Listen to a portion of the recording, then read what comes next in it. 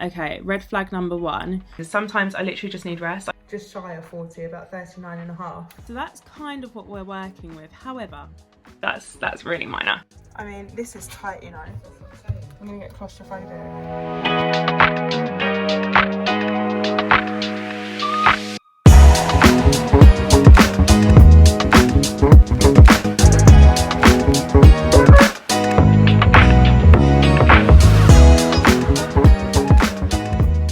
Hi everyone, welcome back to Chlome. I hope we're all doing well. Today's video is a little bit of a chit chat one. We're going to have a bit of a chinwag about my bathroom, kitchen and ensuite design. I know I've shown you bits and bobs, but I don't think I've discussed everything in its entirety thus far, so I thought now is probably the perfect time to. Mum and I go shopping, we go for a bit of a browse in one of those bathroom showroom stores, and it was really important for me to go to one of those just because up until this point I've just looked at a lot of it from a 2D, 3D perspective, and it was really important for me to bring some of those ideas to life to see realistically, can I wash my face in a basin as small as that, or can I have a shower in a shower as compact as whatever the measurements are. So I go through all of that in the video today, and without further ado, let's just get straight into it. Enjoy!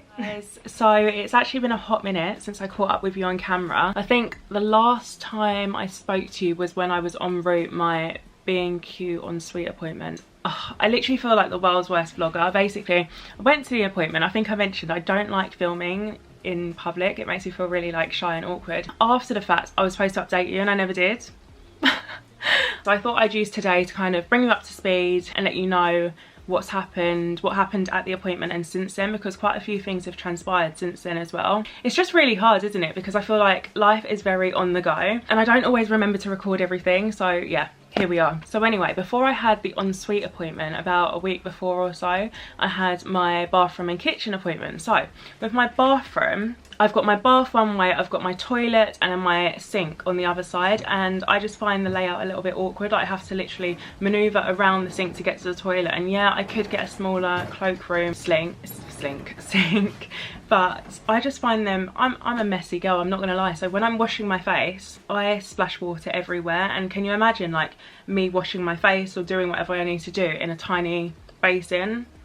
I don't know, I don't really want that scenario. I thought if I moved the bath underneath the window and then had the sink currently where it is and then the toilet on the other side, Bob's your uncle, like it gives the illusion of more space. I think one of the plumbers suggested it to me when he came round. So I thought, okay, brilliant, let's kind of plug that design in. And to be honest, it was quite straightforward. By the end of the appointment, I think the only thing left to do was for me to figure out where the towel rail was gonna go. And I mean, that's minor. Like, you know, that's really minor. So I left there thinking, yep, sick, that's one thing crossed off my list. And then I think I probably mentioned already, but I've had the worst time in terms of finding a plumber to do the works. But finally, in short, finally found someone who isn't super patronising, doesn't talk down to me, knows their stuff, and I reckon will do a fairly good job. So celebrate, so happy about that. But he raised a few problems with my designs, which was bloody annoying, because I think once you get the design sorted, I'm like, yeah, amazing, move on to the next task. And then when you speak to someone and they're like, actually, that's not very feasible, oh, it's like 5 steps back again. So the good thing about B&Q is they send you your 3D design and then you can go and play around with it after the fact online. So I will show you exactly what I mean. What's going on? So this is the bathroom, and this is where my door is, where my cursor currently is. And I've moved stuff around. So if you remember, I have my bath currently going long ways where the toilet currently is. And then the toilet is currently at the back where the bath is, and the sink kind of remains in the same area. So if I move it to a bird's eye view, so you can see, I have switched basically the toilet and the bath around. So I've got the bath running underneath the window, the toilet there where the alcove is, and the sink remains where it is. Amazing. And then at the moment I've just got my towel rail in this little corner. I'm not sure where I'm going to put it. Don't watch the tiling, I'm probably not going to do those. It's just for decoration almost. Because I'm going widthways, I have to go for a smaller bath. So it's a 5-foot bath as opposed to a 7-foot or 1700 millimeters and then 1500s. Again, I still thought it doesn't really matter. I shower most of the time anyway, so it's not that big of an issue. However, when the plumber came in, so he was essentially saying, okay, red flag number one, you don't want your bath underneath the window because I'm going to have a shower head there and my window frame is wooden. So if water is constantly splashing on it, it's going to cause mold, mildew, all of that nastiness that I don't want, which is annoying. And then red flag number two, this is so hard to navigate. This is why I just book appointments and have them do it for me, because I am not good with fiddly things. Where I currently have the toilet now, I've forgotten what they're called, but basically they're toilet seats that come out of the wall. But of course, this is a makeshift kind of shelf that I'm gonna have, you know, then build, and then all the pipe work is going to run behind it and then underneath the bath. So he reckons that it will be an issue because the pipe work will have too many right angles and it will be hard to flush away your waste. But then on the flip side, I've had so many plumbers come around who haven't really said it was an issue. They said, nope, it's fine. And you know, it's really hard to know if they're just telling you what you want to hear because they want to get the job, or if that is truly the case, which is really annoying. So yeah, that's what we're working with.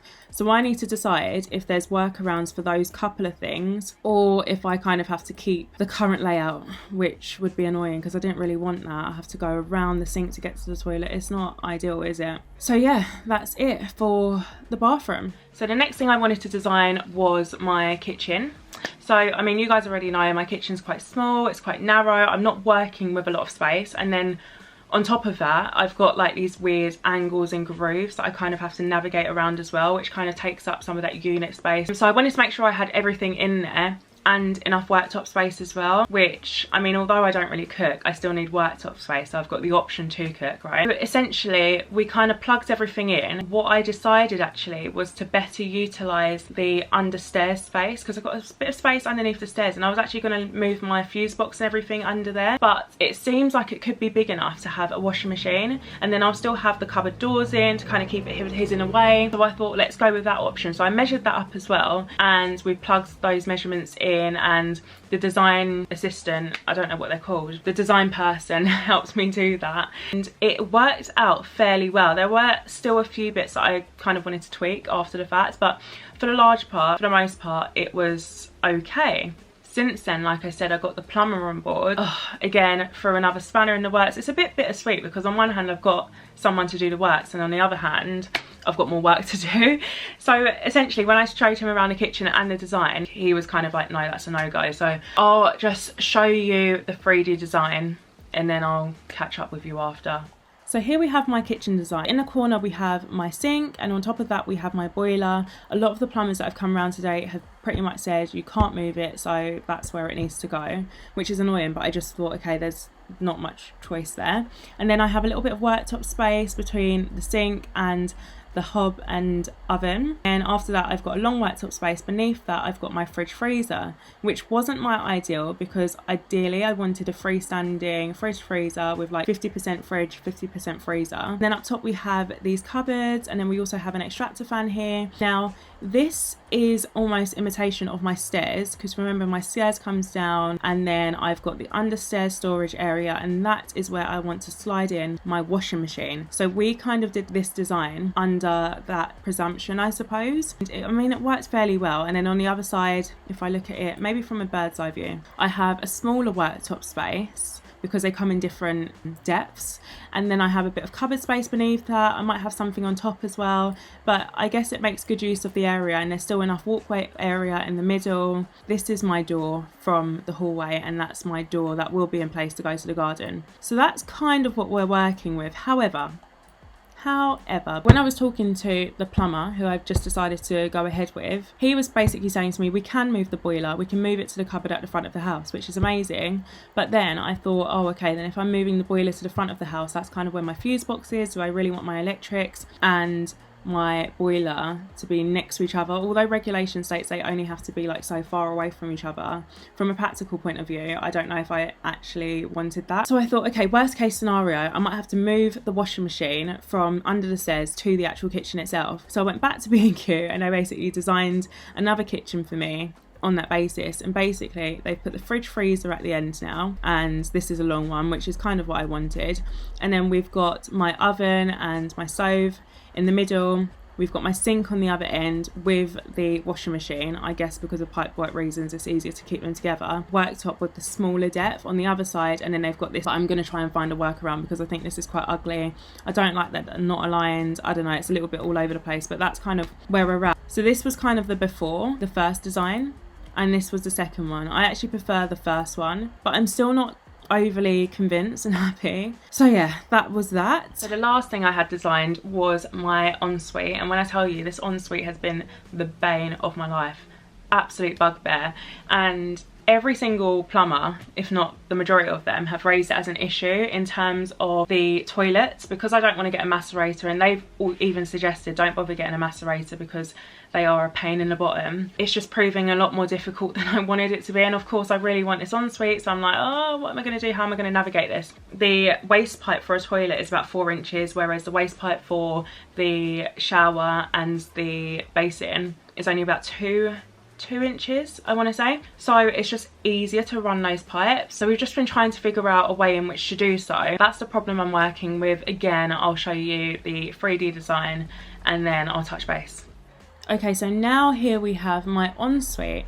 So this is where the door will be to go into the ensuite. We've got a shower, we've got a little basin, and then we've got a toilet. And I think it works quite well as being a corner toilet. It kind of gives the illusion of a bit more space. And then we have a towel rail, which will be higher on the wall, but for some reason it wasn't working. It wasn't moving up, and I've got a little mirror there as well, actually. So the only problem with this, of course, it looks great, but it's the toilet, isn't it? It's the pipework with the toilet, and that's still up in the air. We're not sure if it's going to be doable, basically. So it will be nice to have it. I mean, I don't see the point in having a shower and a basin without a toilet in an ensuite. This section is still TBD. If not, who knows? I might do away with the ensuite altogether. Who knows? The good thing about B&Q actually is that they give you a price breakdown for all the different things that you are intending on buying with them. So when you do your design appointment, they'll literally itemize everything. So as you can see, the total for my bathroom is currently £834, which is unreal. I wasn't expecting that at all. Of course, some of these things I'm not actually going to go with, but it's a good indication. It properly breaks it down for you. So if there is anything that is overpriced, which I don't actually think there is anything on here, you can easily switch it out. In fact, let me show you the ensuite one. Okay, so here is my ensuite price breakdown, and as you can see, it comes to £1,322.60. I'm like, why is my ensuite costing more than my bathroom? It might be because of the shower. So the shower is the reason why. It's coming at, the shower is £590, which is way more than my bath is going to cost. So that's what's driving the overall price up. So this is why this breakdown is quite useful actually, because it means I can just switch out anything that I think I can get elsewhere for cheaper. It's super handy. So that's a little status update for you, and I'm not gonna lie, I feel like I'm in a little bit of a rut because it's just so annoying. Every single time you think you've got a design locked down, something else comes to light, someone throws a spanner in the works, and then it sets you back 5 paces. And it is what it is. This is the pain and the bane of having a house and trying to do all of these works, but I'm sure I'll figure it out. But for now, I'm just gonna sleep on it. I'm just gonna rest, and I'll figure it out as tomorrow's problem now. It's going oblong, going up and down instead. Yeah, but it's too long for that. Say hi to the video. Hi video. I love those shower heads. I just think they're so lovely. And square. I think mine's going to be much smaller than that. My ensuite? I prefer it, yeah. Because I heard these doors are a hassle. They look lovely to just step into. I mean, look at that.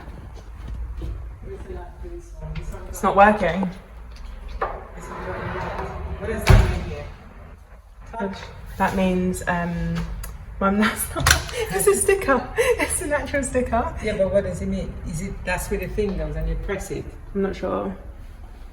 So we were looking at these actually, because I might go for something like this for the actual bathroom. Or also don't watch the colours, I might go for a different colour. But this would work quite well. Can still fit it in. Basically, I need something that would be 40, is it centimetres? 40 centimetres or less. Can I do this on my own?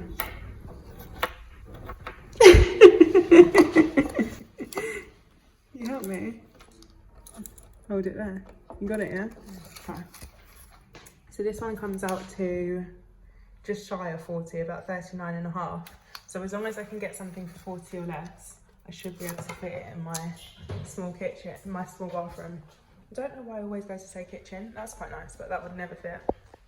But yeah, some of them are wall mounted like this, whereas some of them you have the full stretch on the floor, which I might go for, just because it gives you a bit more space.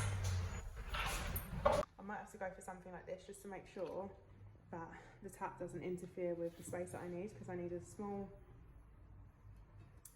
sink, basically. As long as it turns around like this, I can move it out of the way. I think it's better to have something like that. Like that? Where's your... Why do you... Yeah. You know why? To me, you could get better space because they have that opening there. You could use this. You can utilise that top drawer. Yeah. No, I understand. But if they've got a smaller site, can you measure that up for me? Please, sorry. I'm not 40, so it's 38, 38. Should we go with 38 and a half? yeah. Yeah, 38. And then width. Come out a little bit more. There you go. What's 60. that? 60. That's too wide. If they've got a small, yeah, if they've got a smaller one. What did I say before? Did I say 60? I don't know. I can't remember now. I'm losing my head. If they, let's say if they've got a smaller version, I'll take a picture. So my mum just found this shower, which actually works out to be just under 80 or 80 centimetres, which is perfect. It's got some stuff in there at the moment, but I mean, this should work. I think this should work. It's quite tight, like there's not a lot of room in here, but even so, this might be the vibe that I'm going for. And also I did want something that is square. This is 80. This is perfect. So how does it open? You go in. God, what am I doing? Does you slide it? It's one of them ones that folds, but how am I supposed to push it to fold? Oh, push it, okay. Yeah, so that's what I need, because I don't have enough space to open it, like open the door out. So that's 80. Do you know what the depth is?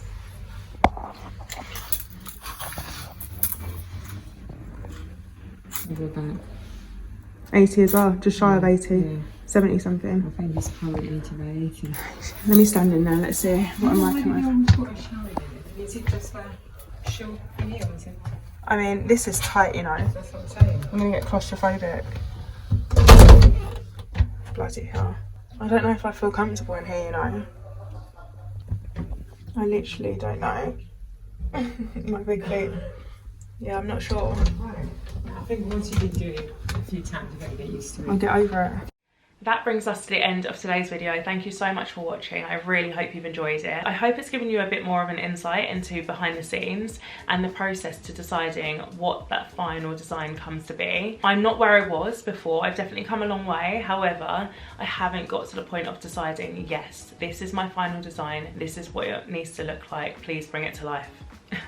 I think one of my biggest struggles at the moment is deciding on the right people to work with, and by people I mean tradesmen and builders, just because I've had quite a few of them come in and quote me for the job, and I would probably categorise them in two piles. In one pile you have the yes men who are literally like, yeah, I can do it all for you. And it's really hard to know whether they can or they're just leading me down the garden path, because some of these guys know intentionally that they can only do about half the job. So they will take on the job, do half of it, sod off, expect half the payment, and then you're left to pick up the pieces and to call someone else in to finish it off and take it over the finishing line, which isn't ideal.